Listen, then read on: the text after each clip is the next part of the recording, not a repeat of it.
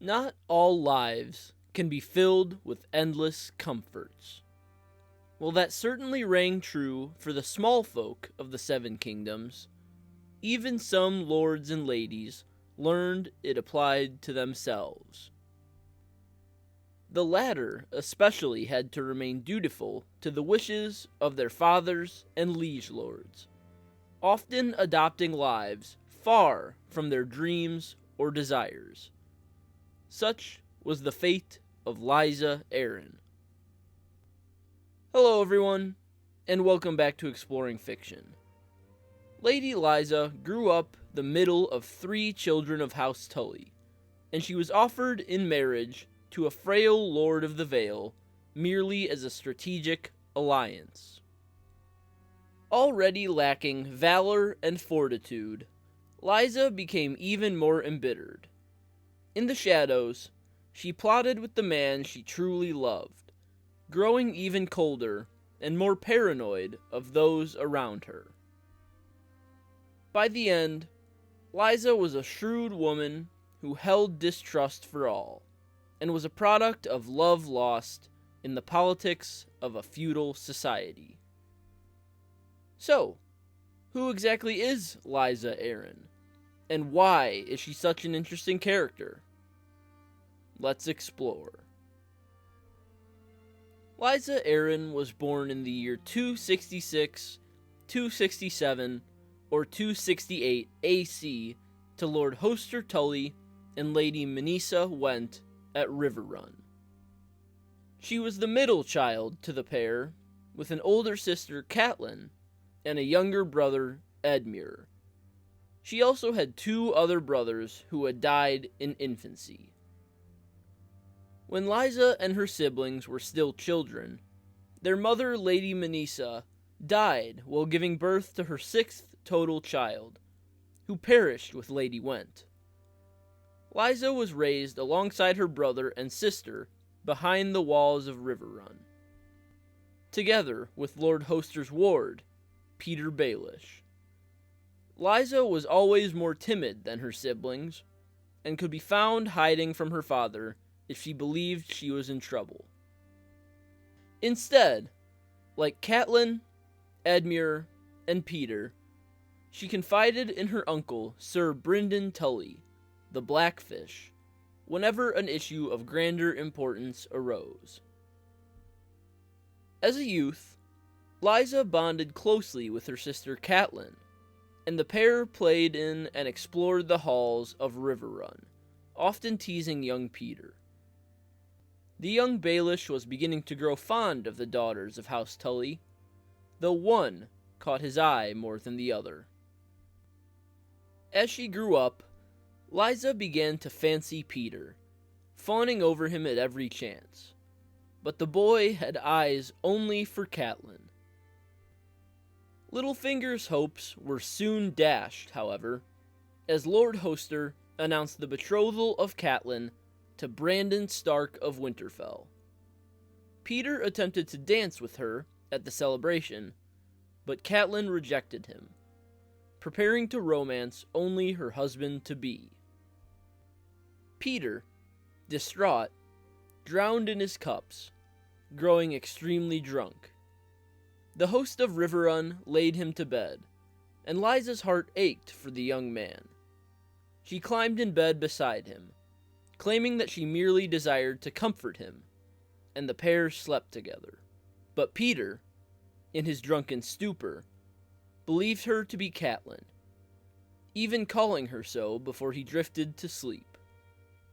Lysa brushed the notion aside and slept beside him until morning, and the night became ingrained in her memory as a fond period indeed. Soon, in the year 282 AC, the exact date of Catelyn's marriage was announced, and Peter once again took action. Though Brandon Stark towered over him, Littlefinger challenged him to a duel for Catelyn's hand, which the Northman reluctantly was forced to accept. The fight was one-sided, and Brandon left Littlefinger brutally injured. Ever eager to leave a graceful impression on her precious Peter, Lysa volunteered to nurse him back to health, and over his recovery period, Peter bedded her again. This time, though, their actions had consequences, and Lysa became pregnant. Lord Hoster, oblivious to the actions of his ward and daughter, sent Peter back to his home at the Fingers, and Lysa revealed her pregnancy to him. She hoped that by carrying Peter's baby, Lord Hoster would let her wed the man, but she was only met with stern rejection. Lord Hoster believed Peter too lowborn for his daughter, and forced Lysa into drinking moon tea, ending the life of the budding child in her belly. What's more, Lysa suffered greatly from the ordeal, and almost perished herself. Still, the talk of marriage for his second daughter had long been in Lord Hoster's mind, and he briefly discussed partnering her with Sir Jaime Lannister, with the man's father, Lord Tywin. But in 281 AC, 1 year before the announcement of Catelyn's wedding date, Sir Jaime was named by Aerys Targaryen II to the Kingsguard, rendering him unfit for a spouse. Lord Tywin presented his younger son, Tyrion, as an alternative, but Lord Hoster scoffed, believing Lysa to be worthy of more than a stunted dwarf. Soon, though, the realm was plunged into war with the start of Robert's rebellion, and Lord Hoster married Lysa off to Lord Jon Arryn of the Vale. They were wed at Riverrun, in the exact same ceremony in which Catelyn married Lord Eddard Stark of Winterfell, the surviving younger brother of the late Brandon Stark. While Catelyn's marriage had been planned for some time, Lysa's was thrown together quickly, as Lord Hoster wished to form strong alliances with both backers of Robert Baratheon, being Winterfell and the Vale. And so, with a connection to the north secured, he produced Lysa to Jon Arryn. The Lord of the Vale was an old and feeble man left without heirs from the result of the war so far. Therefore, his marriage to Lysa benefited both House Tully and House Arryn, but Lysa still cried the entire morning before the ceremony. During the wedding, though, she hid her dissatisfaction. With a war still to be won, Jon Arryn and Eddard Stark departed from Riverrun, leaving behind their new wives. Catelyn and Lysa both missed their moon blood, but only the former was pregnant, much to Lysa's disappointment.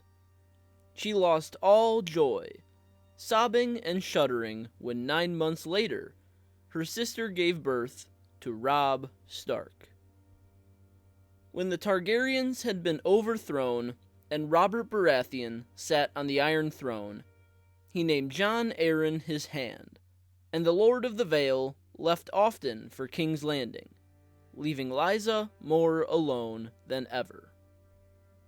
Her only solace was that her uncle, Sir Brynden Tully, had fallen out so greatly with Lord Hoster that on the night of Lysa's wedding feast, he declared his sword loyal no longer to Riverrun, but to Jon Arryn, Lysa, and the Vale. Constantly occupied with his duties as Hand of the King, Jon Arryn finally moved himself and Lysa permanently to King's Landing, which only heightened his wife's worst qualities. Their marriage was a bond of formality only, and the difference in age between the Lord of the Vale and the Lady of Riverrun only added to their estrangement. Still, the pair tried for a child, but Lysa suffered 5 miscarriages. 2 took place in the Eyrie, and 3 in King's Landing, and they were soon followed by 2 stillborns.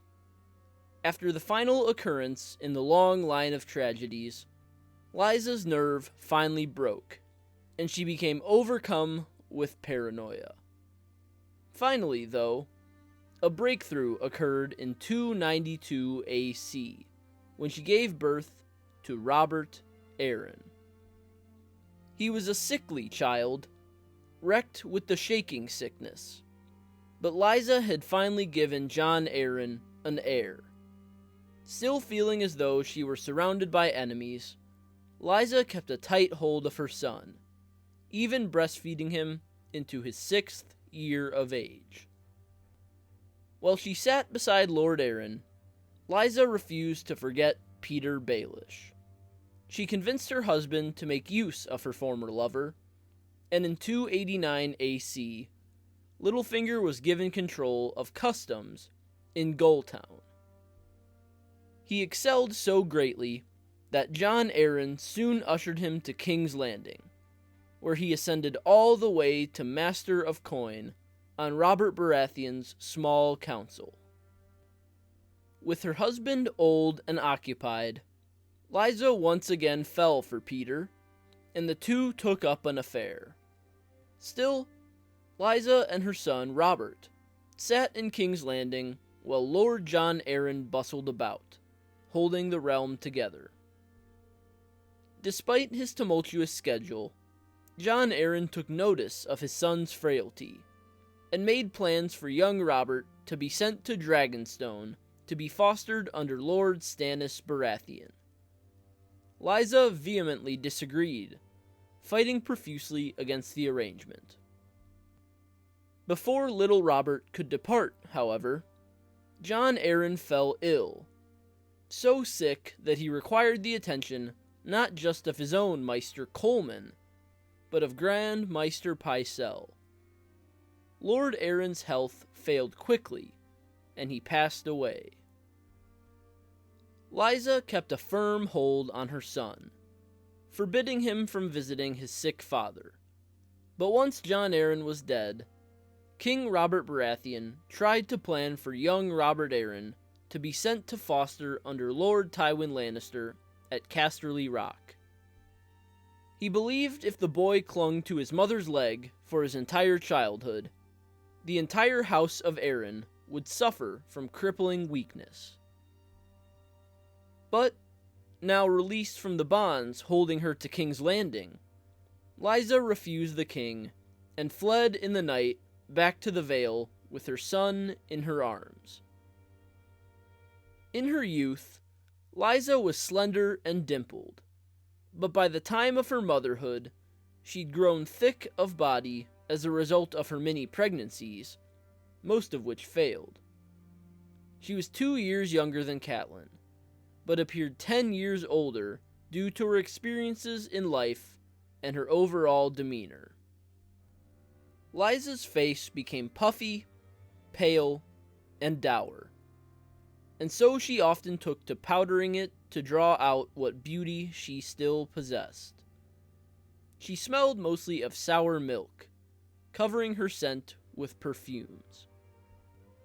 Her eyes were the blue hue of House Tully, though more pale than her forebears, and her mouth was thin and pursed between puffy cheeks.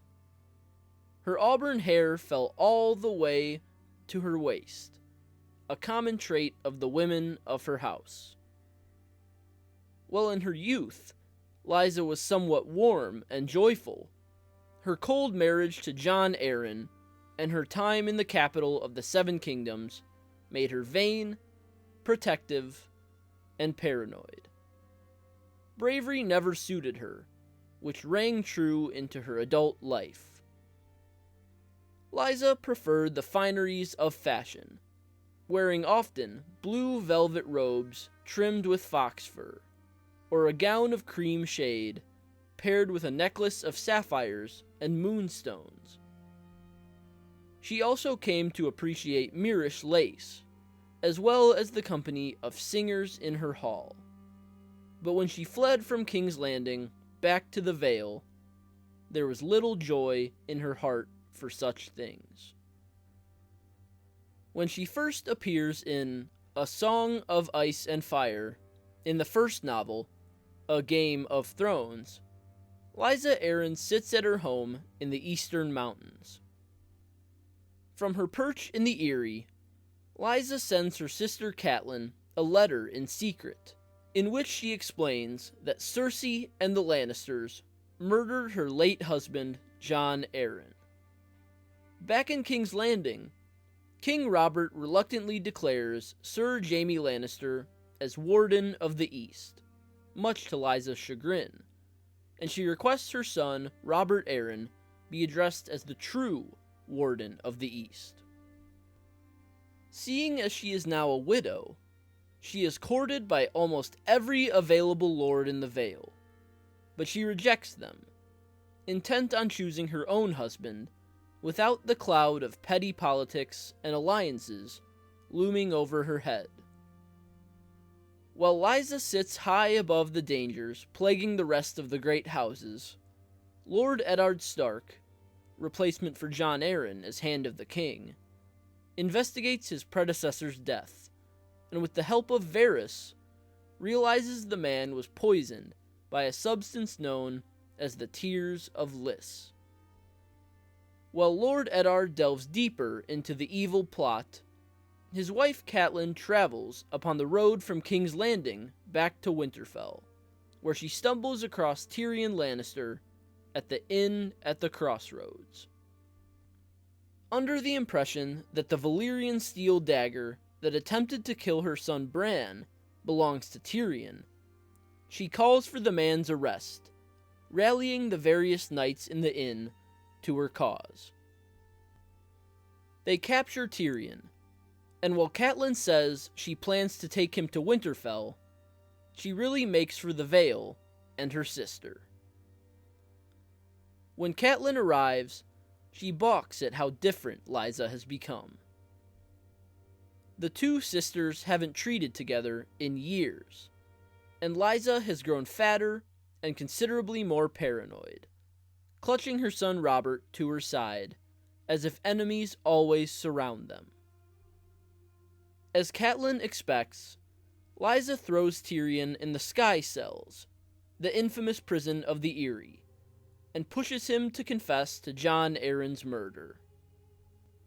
Instead, Tyrion requests a trial by combat to prove his innocence, and the sellsword Bronn agrees to fight as his champion.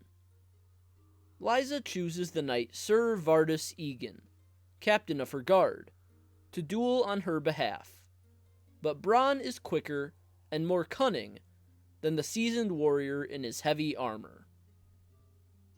Bronn defeats Sir Egan, and in disgust, Lysa bids the dwarf and his sellsword leave by the barbaric high road. Her attempt at justice failed. Catelyn urges Lysa to join both Riverrun and Winterfell in mobilizing against the Lannisters, but the portly woman refuses. She merely wishes to sit and savor her safety in the Eyrie. The Blackfish sneers at the behavior of his younger niece, and resigns from his post of Knight of the Gate to join Catelyn and his kin at Riverrun. As a final offer before departure, Catelyn suggests her willingness to foster Robert Arryn at Winterfell, but Lysa promptly refuses and threatens to throw her out the moon door. While her sister and uncle retreat to the grounds below, Lysa maintains her seat high in the Vale, where she soon receives a raven informing her of King Robert's death and the rise of Joffrey Baratheon to the throne.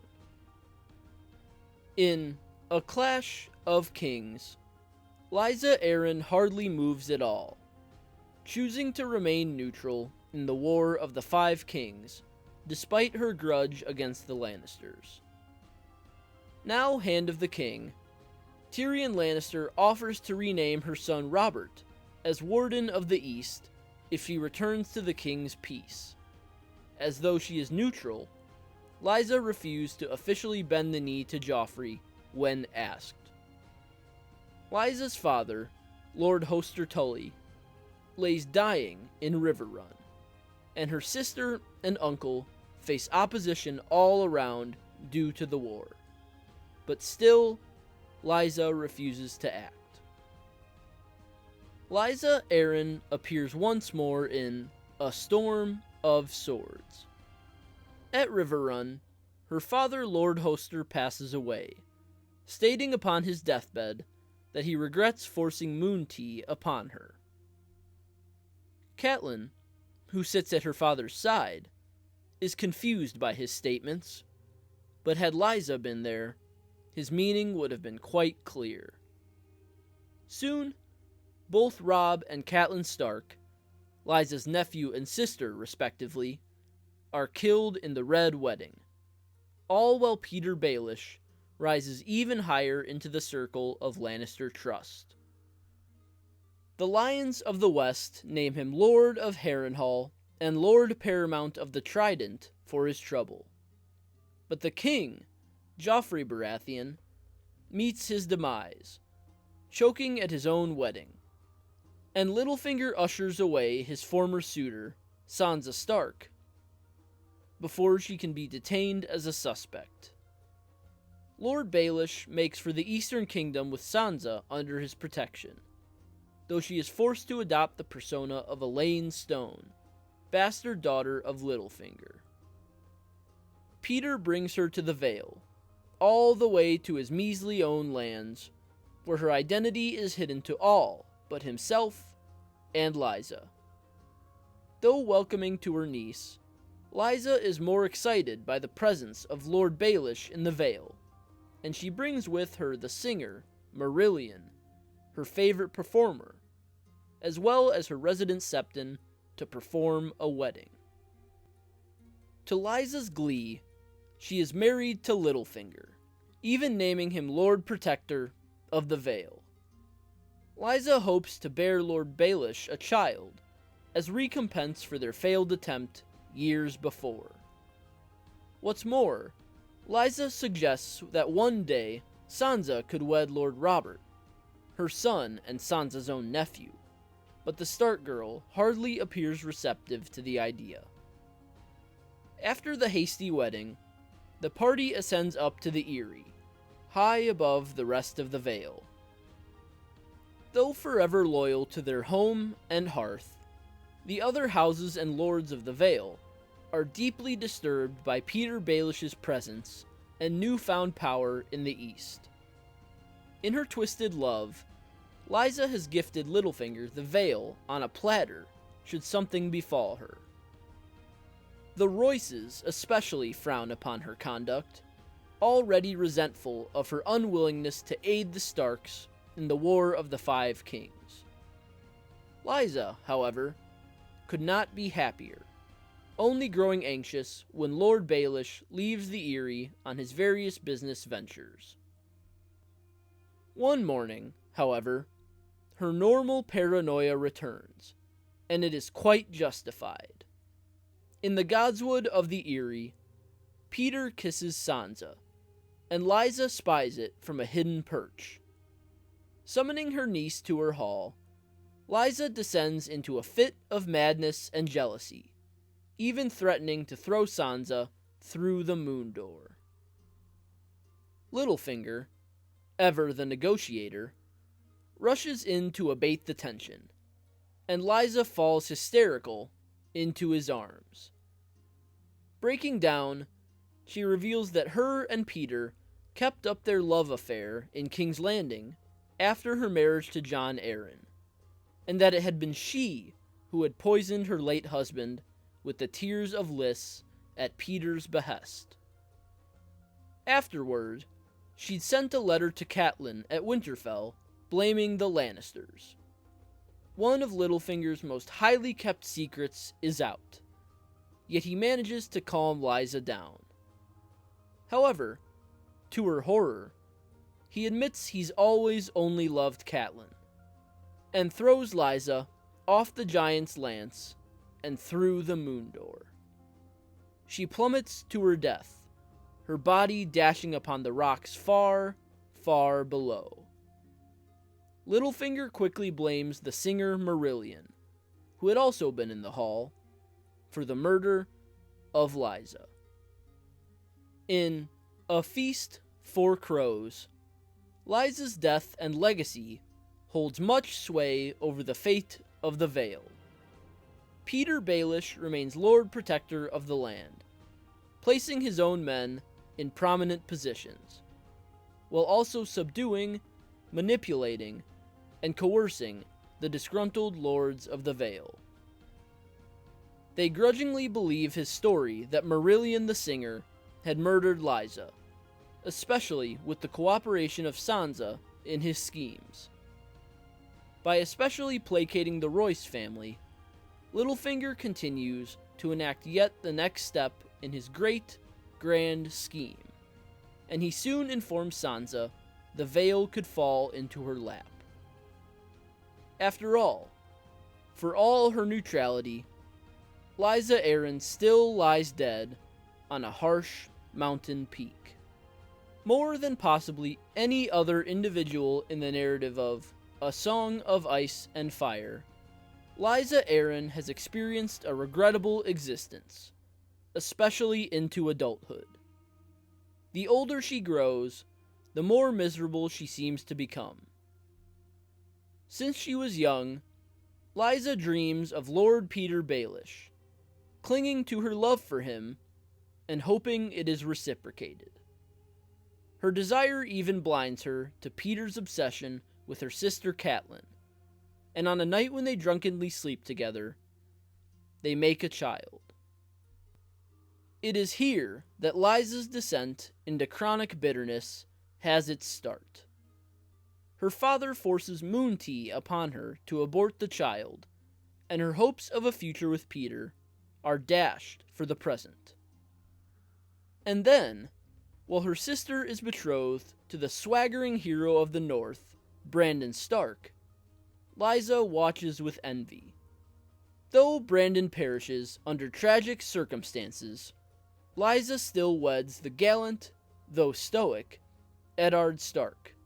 But on the same day, Lysa is bound in matrimony to the frail, archaic Lord Jon Arryn.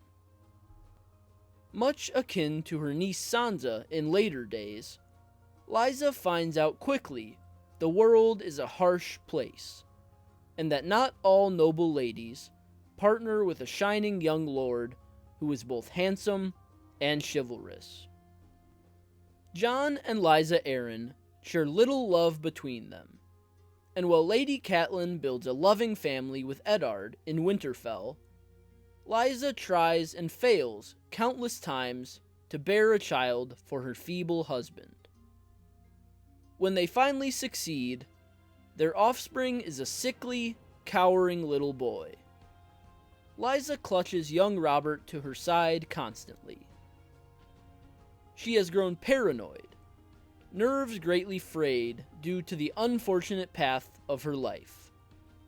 Not only was she married off to an old man for a wartime alliance, but she suffered miscarriage after stillbirth in pursuit of an heir to the Vale. She receives no love from her husband, who is occupied by duty, but only her son.